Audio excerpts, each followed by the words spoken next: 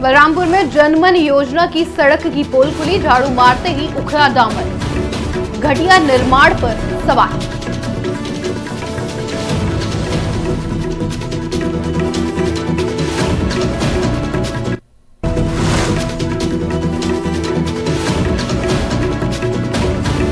धमतरी में कांग्रेसियों का प्रदर्शन, पुलिस पर भेदभाव का आरोप। गांधी मैदान में पुलिस प्रशासन का पुतला दहन।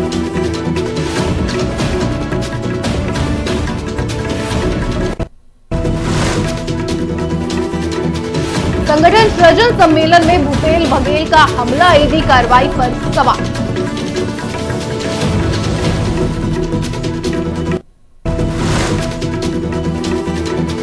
छत्तीसगढ़ में कर्मचारी हड़ताल का दूसरा दिन, 120 से ज्यादा संगठनों की भागीदारी। सरकारी दफ्तरों का कामकाज हुआ प्रभावित।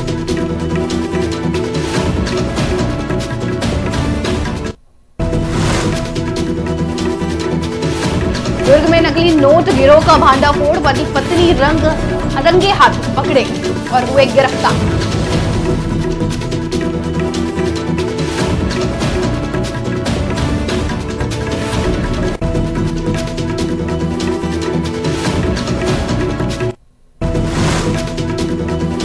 नमस्कार, आप देख रहे हैं न्यूज टीवी इंडिया। मैं हूं आपके साथ स्नेहा सिंह। शुरुआत करते हैं बलरामपुर की एक बड़ी खबर के साथ।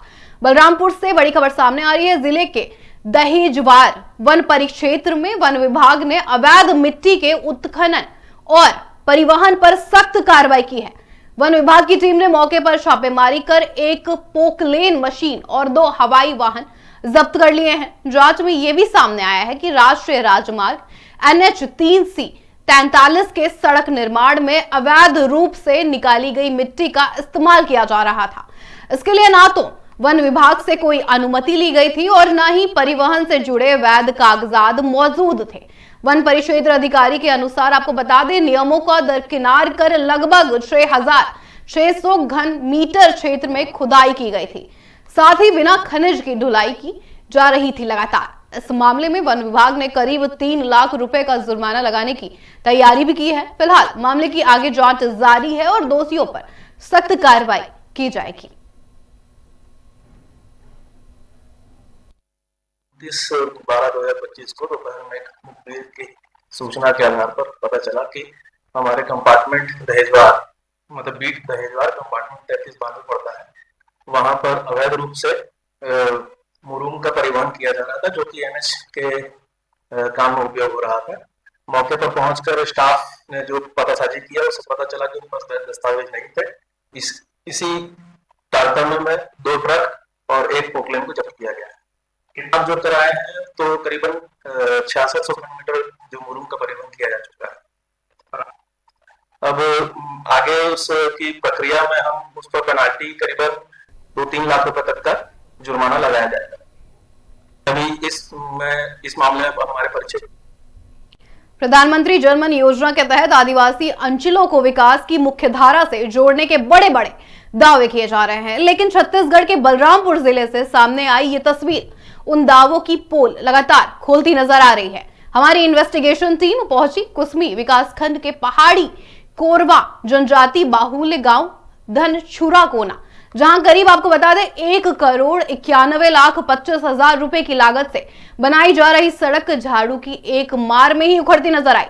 धनेशपुर ग्राम पंचायत से ग्राम छुरा कोना तक लगभग 3 किलोमीटर लंबी डामर और शीशी सड़क का निर्माण किया जा रहा है। कागजों में बता दें आपको, ये सड़क मजबूत बताई जा रही है, लेकिन जमीनी हकीकत बिल्कुल उलट है। नई बनी सड़क पर झाड़ू लगाने या हाथ फेरने से ही डामर और गिट्टी उखड़कर ढेर हो रही हैं। स्थानीय ग्रामीणों का यह भी आरोप है कि निर्माण में मानकों की खुलेआम अनदेखी की गई है। घटिया बालू इस्तेमाल किया गया है, कमजोर गिट्टी और स्तरीय सामग्री का इस्तेमाल किया गया है। साथ ही आपको बता दें, पहाड़ी और ढलान वाले इस इलाके में पहले ही बारिश में सड़क के पूरी तरह तबाह होने की आशंका भी जताई जा रही है। विभागीय अधिकारी निर्माण को ठीक बता रहे हैं, लेकिन हमारे कैमरे में कैद तस्वीरें कुछ और ही बोल रही हैं। जी, आरोप की जहाँ तक सत्यता की बातें हैं, मैंने स्वतः SIR के तहत ये जो घुंगरू पाट तक यहाँ हंसपुर से घुंगरू पाट वाली जनमन योजना के तहत जो निर्माण कार्य चल रहे थे रोड का, हम स्वतः गए थे और पत्रकार महोदयों भी पहुंचे हुए थे। वहां पे गुणवत्ता की बात करें तो अपन उंगली से ऐसा कर रहे थे तो हाथ लगा रहे थे तो उखड़ जा रहा था रोड। ना तो वहाँ इमर्सन का छिड़काव करके ढाला गया है, सीधा सीधा एकदम लिपापोती करके जो है ठेकेदार निकल गए, चूंकि गांव के लोगों का भी बहुत ज्यादा विरोध था। और ये गवर्नमेंट का जो है केंद्र सरकार का बहुत ही महत्वपूर्ण योजना, जिन्हें भारत का दत्तक पुत्र कहा जाता है, कोरवा, उनके लिए ये योजना था। जब डिस्पैच में आया, मीडिया में आया, तो विधायक महोदया भी गई थी और वहां से सुनने में जानने में पता चला, वहां के लोगों से मैंने पूछा कि क्या बोली हूँ, तो कहे नहीं, ये कोरवा लोग की पैदल चलने के लिए बने हुए हैं, एस्टिमेट ही इसी तरह से है करके। और वहां के लोगों में वो संतुष्टि नहीं है, भारी आक्रोश था। ठेकेदारों द्वारा जो उनके साथ मिसबिहेव भी करने का प्रयास किया गया, गाड़ी चढ़ा देने की धमकी दी जा रही थी जब उन्होंने गुणवत्ता की मांग कर रहा था। तो की बात करेंगे नहीं, हंसपुर, कहाँ से कहाँ तक? हंसपुर से घुंगरूपाट तक। जी बताएं, कहाँ की सड़क है ये धनेशपुर से लेकर छुराकोना तक की। कितने की होगी ये, कितने ये अभी इसकी तो मैं एक्यूरेट नहीं बता पाऊंगा, लेकिन गुणवत्ता की बात जहाँ है वो तो देखने की बात है। आम पब्लिक भी देख रहा है कि एक भी व्यक्ति उससे संतुष्ट नहीं है, पूरी लिपापोती करके जो है निकल जा रहा है ठेकेदार। मेरा नाम संतोष इंजीनियर है और मैं सरपंच संघ ब्लॉक इकाई कुसमी का अध्यक्ष हूँ। देखिए, यहाँ पर सड़क का निर्माण हो रहा है, काफी घटिया स्तर का हो रहा है, कई तरह के आरोप भी लग रहे हैं। आप क्या कुछ बता पाएंगे? ये मामला दहेजपुर का बताया जा रहा है। मुझे कई तरह का आरोप सुनकर ही सरपंचों के द्वारा मुझे बोला गया था, तो तकरीबन मैं 1 सप्ताह पहले खुद मौके पर गया हूँ। ये धनेशपुर से छुराकोना तक का मार्ग है, जिसमें प्रधानमंत्री जनमन योजना आदिवासी न्याय योजना के तहत थी, जिसमें देखरेख का काम प्रधानमंत्री सड़क योजना के जितने भी आला अफसर हैं उनके माध्यम से होना है, ठेकेदारी के माध्यम से काम किया जा रहा है। मैं सामने गया हूँ, रोड का हालत बहुत ही खराब है। आप मौके पर खुद जाकर देखें, रोड उखड़ रहा है।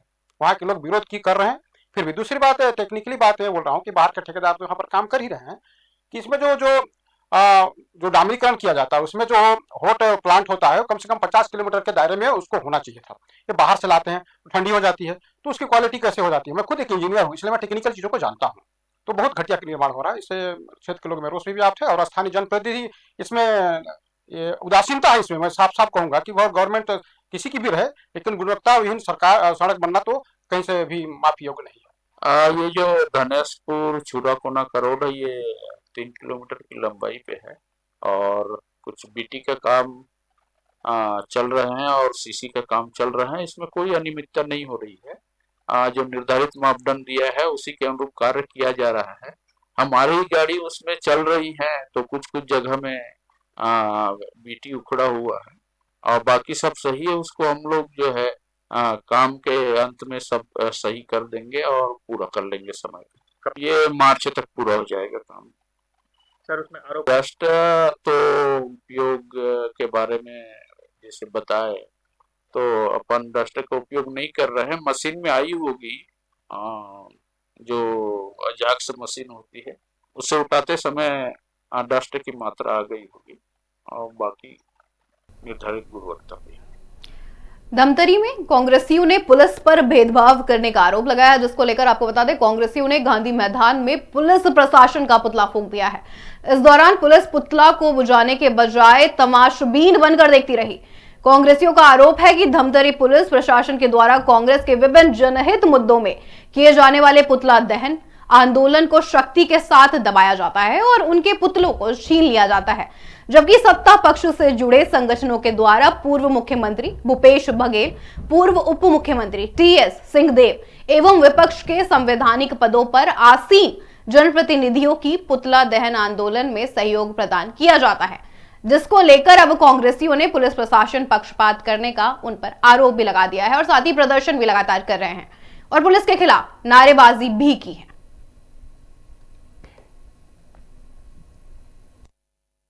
आज का प्रशासन पुलिस प्रशासन के खिलाफ था। यह आंदोलन लगातार देखने में आ रहा था कि पुलिस प्रशासन के द्वारा ऊपर से जो निर्देश मिलता है उसके तहत जो कांग्रेस के द्वारा पुतला दहन किया जाता है, तो ये पुलिस जो है कांग्रेस के पुतला को दहन नहीं होने देता और भाजपा के द्वारा जो पुतला दहन किया जाता है उसे आसानी से इसको जलने दिया जाता है। जैसा भी हाल ही में हुआ था कि हमारे पूर्व मुख्यमंत्री जो थे भूपेश बघेल जी, उनका पुतला दहन भाजपा के द्वारा किया गया था। पुलिस के सहयोग से उसको बहुत आसानी से जलने दिया गया था। ये आंदोलन ये पुतला दहन उसी लिए किया गया था। किसका पुतला जला है? पुलिस प्रशासन को पुतला जला है। आज भी तो जलने दिया गया ये पुलिस प्रशासन का आज पहली बार ऐसा सहयोग हुआ है कांग्रेस के लिए कि पुतला को आसानी से जलने दिया गया है। पुलिस प्रशासन का ये सहयोग है, बिना कोई आपत्ति के, बिना रोक टोक के पहली बार जलने दिया गया।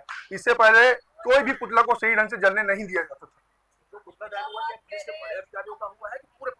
पुलिस प्रशासन का, इसमें हम किसी अधिकारी को कैसे लपेट सकते हैं भैया? अगर कोई निर्णय आ रहा है तो पूरे पुलिस प्रशासन पे लागू होता है, किसी एक व्यक्ति पे कैसे? दुर्ग जिले के रानीतराई थाना क्षेत्र के साप्ताहिक बाजार में नकली नोट चलाने वाले पति पत्नी को पुलिस ने रंगे हाथों आखिरकार गिरफ्तार कर लिया है। बता दें, आरोपी बाजार में सब्जी और रोजमर्रा का सामान खरीदने के लिए 500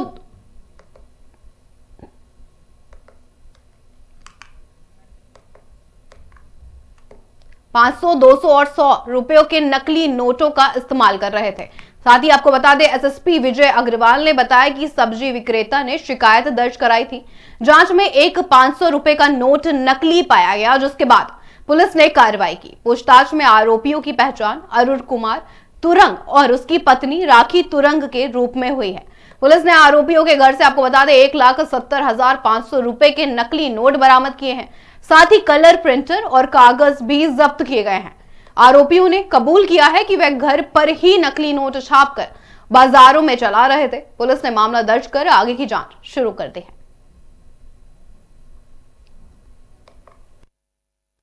थाना रानीतराई में 2 आरोपी पकड़े गए हैं जो नकली नोट को प्रचालित कर रहे थे और इनके पास से नकली नोट बनाने का जो कलर प्रिंटर है वो भी बरामद किया गया है। इन्होंने यूट्यूब से ये कला सीखी थी और उसमें परफेक्शन करने के लिए कुछ नोट जो बनाए थे उसको पाटन बाजार में चलाया भी था और कल रानीतराई का बाजार था, वहां पे इन्होंने चलाने की कोशिश की थी।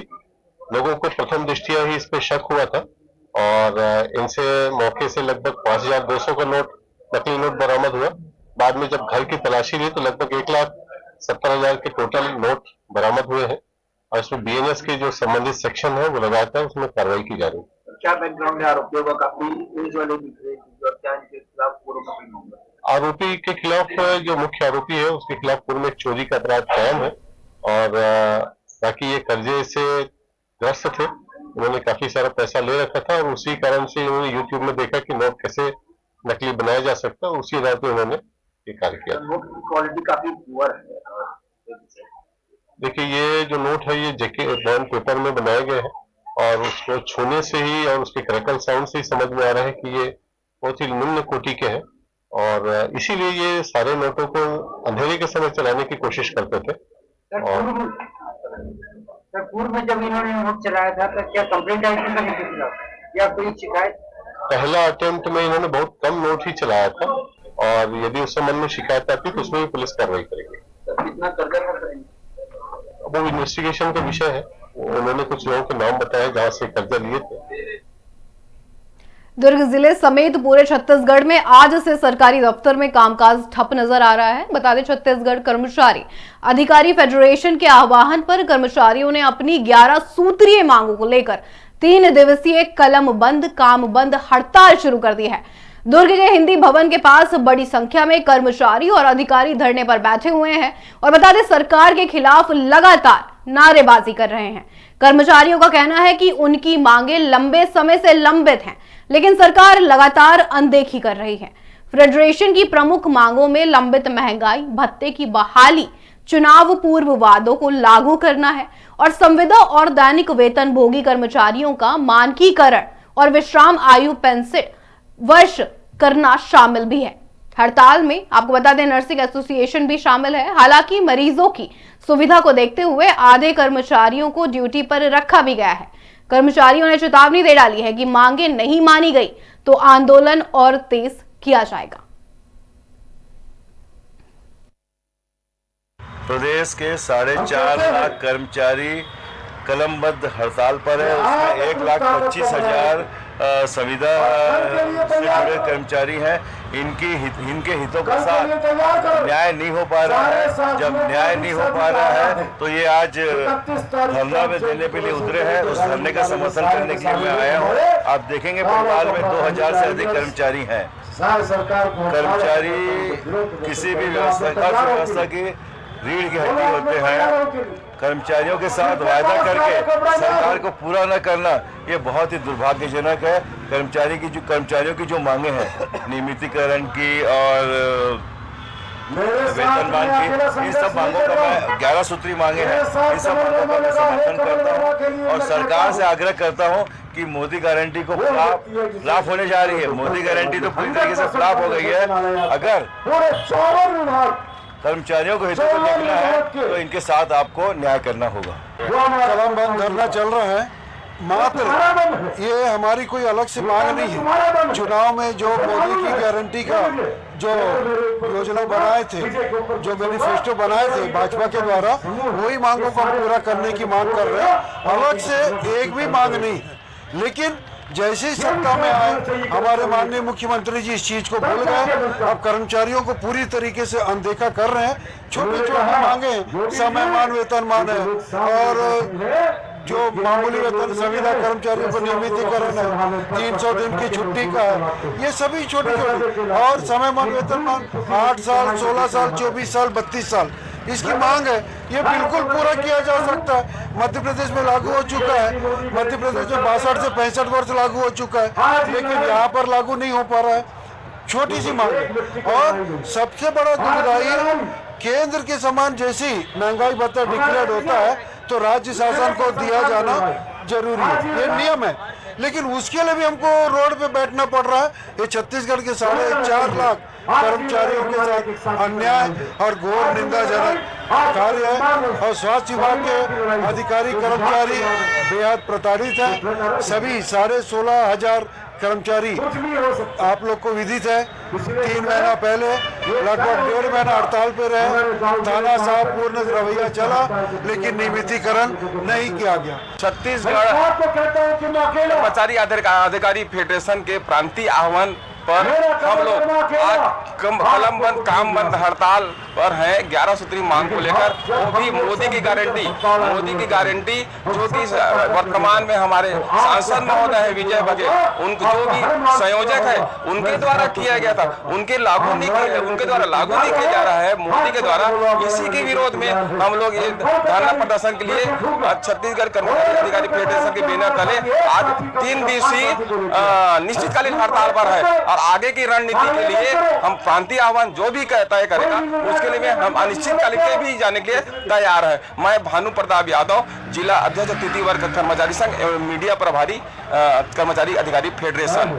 प्रदेश भर में कितने विभाग के कर्मचारी?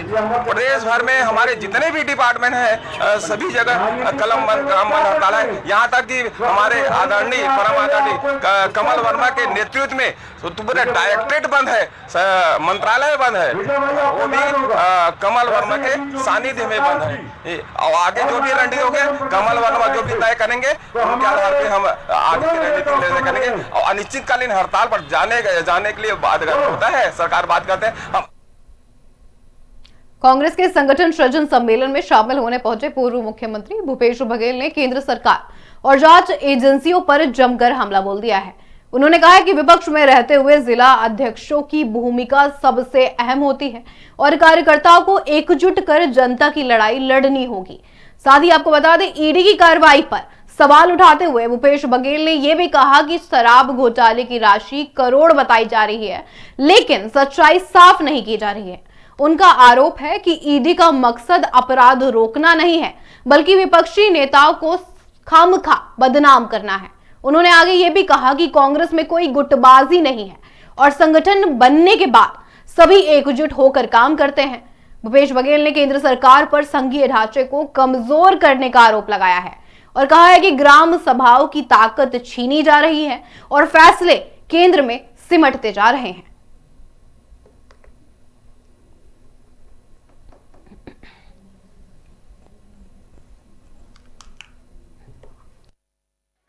संगठन सृजन के तहत आज गजमती भानु बनी और आज भी इसके पदभार ग्रहण करने के बाद पहला सम्मेलन और दूसरा उसी प्रकार से शशि सिंह जी भी सूरजपुर के अध्यक्ष बनी, वहाँ भी सम्मेलन हुआ और उत्साह बहुत है। और ये बात सही है कि इस फांसीवादी ताकत से लड़ाई लड़ना है तो जिला अध्यक्ष की बड़ी महती जिम्मेदारी बनती है कि सबको साथ मिले के आम जनता के हित की लड़ाई लड़ना ये कठिन काम है और विपक्ष में रह के जिला अध्यक्षों की जो भूमिका है बहुत महत्वपूर्ण है। 41 के 41 जो कांग्रेस के जिला अध्यक्ष हैं, बताया जा रहा है कि पूरे आपके अनुमोदन से बने। सभी मैं कांग्रेस का हूँ, जो बने हो कांग्रेस से तो सभी मेरे हैं। तो क्या माना जाए, सबके हूँ मैं, सब मेरे हैं। क्या माना जाए कि और भी शीर्ष नेता है जो छत्तीसगढ़ के, क्या गुटी ना, ये गलत बात है। सबके हैं, सभी जिला अध्यक्ष हैं, वो सबके संगठन में बनने के बाद कोई एक व्यक्ति का नहीं हो जाता।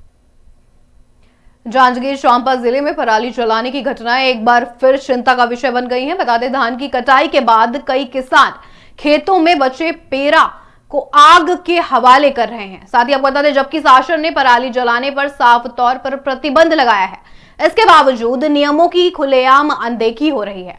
पराली जलाने से निकलने वाला धुआं हवा को प्रदूषित भी कर रहा है, जिससे लोगों को सांस संबंधी बीमारियों का लगातार खतरा बढ़ रहा है।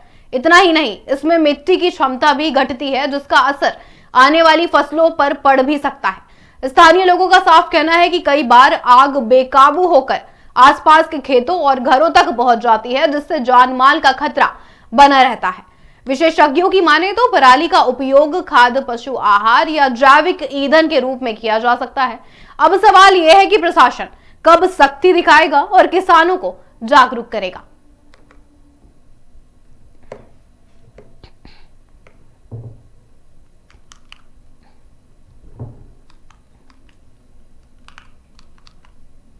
छत्तीसगढ़ के पूर्व मुख्यमंत्री भूपेश बघेल आज एमसीबी जिले के खड़गवा पहुंचे हैं, जहां कांग्रेस कार्यकर्ताओं ने उनका गर्मजोशी से स्वागत किया है। वे जिले कांग्रेस अध्यक्ष अशोक श्रीवास्तव के निवास भी पहुंचे। आपको बता दें, इस दौरान भूपेश बघेल ने बागेश्वर धाम और पंडित धीरेन्द्र शास्त्री को लेकर एक बार फिर तीखा बयान दिया है। उन्होंने कहा है कि कथावाचक होकर भागवत कथा की बात करने के बजाय पर्ची और टोटकों की चर्चाएं होती हैं। बघेल ने सवाल उठाया कि जब कथित तौर पर इलाज किया जा रहा है तो फिर खोलने की जरूरत क्यों पड़ रही है। पूर्व मुख्यमंत्री ने पंडित शास्त्री और प्रदीप मिश्रा को दान लेने बंद करने की चुनौती भी दे दी है और साफ कहा है कि इसके बाद जितना चाहे टोटके बताएं। उन्होंने आरोप भी लगाया है। उन्होंने कहा कि छत्तीसगढ़ में केवल पैसे के लिए आना जाना हो रहा है और इसके लिए शासकीय विमान का दुरुपयोग भी किया जा रहा है। साथ ही पंडित प्रदीप मिश्रा को शिव का अवतार बताए जाने को भाजपा का प्रचार बताया।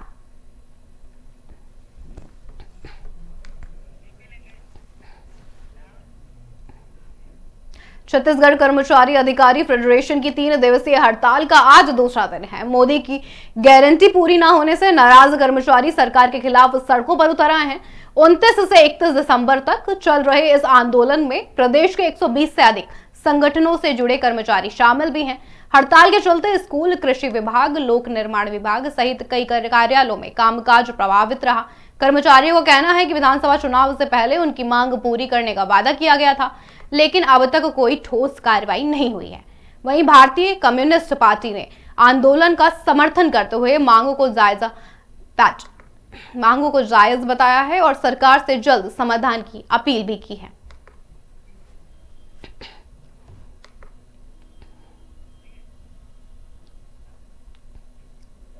जांजगीर चांपा जिले से प्रशासनिक लापरवाही का गंभीर मामला सामने आया है। खरीदी केंद्र में कलेक्टर के स्पष्ट आदेशों की खुलेआम अनदेखी की जा रही है।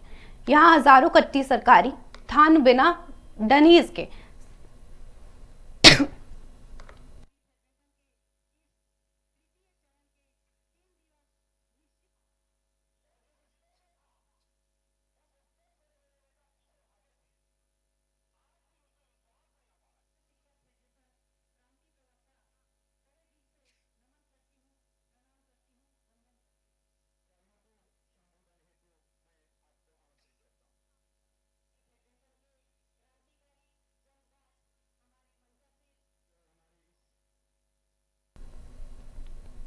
जांजगीर चांपा जिले से प्रशासनिक लापरवाही का गंभीर मामला सामने आया है। बता दें, खरीदी केंद्र में कलेक्टर के स्पष्ट आदेशों की खुलेआम अनदेखी की जा रही है।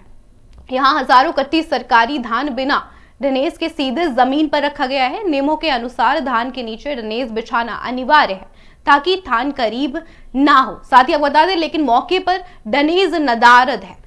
इस लापरवाही से धान मिट्टी में मिल रहा है और खराब होने का खतरा लगातार बढ़ गया है। आरोप ये भी है कि यही धान आगे मिलर्स को सप्लाई किया जा रहा है, जिससे सरकार और मिलर्स दोनों को नुकसान हो रहा है। साथ ही आपको बता दें, किसानों ने यह भी आरोप लगाया है कि केंद्र में तय मानक से अधिक वजन लिया जा रहा है, जो नियमों का उल्लंघन भी है। अब सवाल यह है कि कलेक्ट्रेट इस मामले में क्या सख्त कार्रवाई करेंगे या आदेश सिर्फ कागजों तक ही सीमित रह जाएंगे। निर्मल कुमार साहू, पकड़िया पकड़िया दे किलो मंगा अब मंगाए बनी मंगा है। अब 41-300 घर लेता उनके लाथन। अब यहाँ लेता पहली लाइन 200 कट्टी भैया। अब देख कतका लेते थे, जानकारी तो नहीं है उतना भी। एमसीबी जिले में चिरमिरी पुलिस को आपको बता दें, नशे के खिलाफ कार्रवाई में बड़ी सफलता मिली है। पुलिस ने एक महिला को 33 लीटर अवैध शराब के साथ गिरफ्तार कर लिया है। सूचना पर डोमन हिल बाजार के पास घेराबंदी कर महिला को पकड़ा गया है।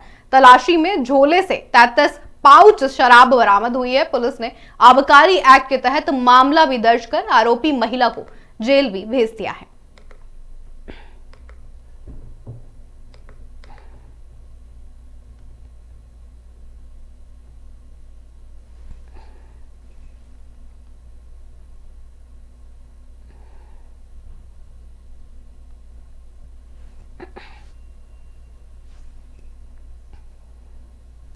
पुलिस ने शराब बेचते हुए गिरफ्तार किया है। क्या है पूरा मामला?